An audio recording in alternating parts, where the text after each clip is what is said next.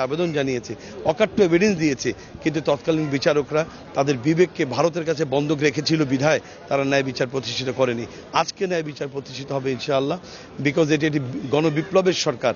এই গণবিপ্লবের মাধ্যমে প্রতিষ্ঠিত এই সরকার ন্যায় বিচার প্রতিষ্ঠিত করবে, দেশের মানুষের আকাঙ্ক্ষা তারা পূরণ করবে এবং সত্যিকারের মানবতা বিরোধী অপরাধী আওয়ামী লীগের এই সমস্ত সন্ত্রাসীদের বিচারের মাধ্যমে দেশে আইনের শাসন প্রতিষ্ঠা করবে, এটা দেখার জন্য এসছে। কিছুক্ষণ আগে আমরা একটা খবর পেয়েছি যে একটা প্রভাবশালী মহলের সহযোগিতায় ওবায়দুল কাদের এই মামলায় অন্যতম একজন আসামি, তিনিও নাকি পলাতক আছেন। যদিও এটা সত্যতা এখনো জানা যায়নি, কিন্তু জানতে চাইব যদি এরকমটা হয়, অনেকেই তো পলাতক হয়েছেন এবং চলে গেছেন, সে বিষয়টা সম্পর্কে এরকম যদি সত্যিকারে হয়ে থাকে সেটা অত্যন্ত দুঃখজনক। কারণ সত্যিকারের যারা মাস্টার মাইন্ড ছিল শেখ হাসিনা সহ, তারা প্রত্যেকে পালিয়ে গেছে, এটা আমরা শুনতে পাচ্ছি। শেখ হাসিনাটা তো প্রমাণ আছে যে তিনি চলে গেছেন, কিন্তু অন্য যারা আছে তারা আমরা শুনতে পাচ্ছি কিন্তু কোনো প্রমাণ নেই। তথাপি যদি পালিয়ে গিয়ে থাকে সেটা সত্যিকারের দুঃখজনক। আর আমরা আশা করব তারা যেখানে পালিয়ে গিয়ে থাকুক না কেন, বর্তমান সরকার ইন্টারপোলের মাধ্যমে রেড অ্যালার্ট জারি করেছে। আমরা আশা করি যে তাদেরকে পৃথিবীর যেখান থেকে তারা আশ্রয় নিয়ে থাকুক না কেন, তাদেরকে ধরে এনে আইনের আওতায় আনা হবে। একটু সংক্ষেপে একটা প্রশ্ন করতে চাই যে আপনার বাবা একজন প্রসিদ্ধ মানুষ ছিলেন, তাকে এই ট্রাইব্যুনালে বিচারের মুখোমুখি করা হয়েছিল একটি অভিযোগে, যুদ্ধাপরাধের অভিযোগে, এবং আজকে ইতিহাস ঘুরে ফিরে সেই হাসিনার গঠন করা ট্রাইব্যুনালে হাসিনার বিচারের মুখোমুখি করতে হলো। এটাকে আপনি কিভাবে দেখেন?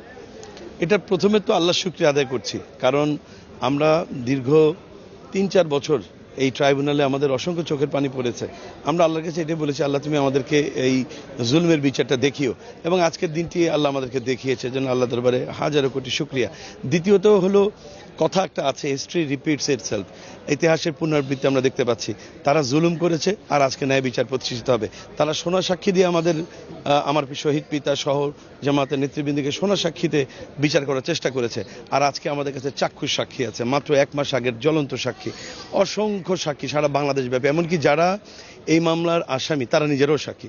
আপনার বাবা দেলোয়ার হোসেন সাঈদীর যে দণ্ডে দণ্ডিত করা হয়েছিল, সে ব্যাপারে কি আপনাদের এখন কোনো রিভিউ বা মরণোত্তর কোনো আপনারা কিছু বলতে চান? আমি আমাদের লয়ারদের সঙ্গে কথা বলেছি, আইনে এ ধরনের কোনো সুযোগ তৎকালীন সরকার রাখেনি। তো আমরা চেষ্টা করছি যে আইনের পর্যালোচনা করার চেষ্টা করছি, আমাদের লয়ারদের সঙ্গে কথা বলছি। যদি তারা আইনে কোনো সুযোগ পাওয়া যায়, নিশ্চয়ই আমরা এটা পুনর্বিবেচনার জন্য আমরা আবেদন করব।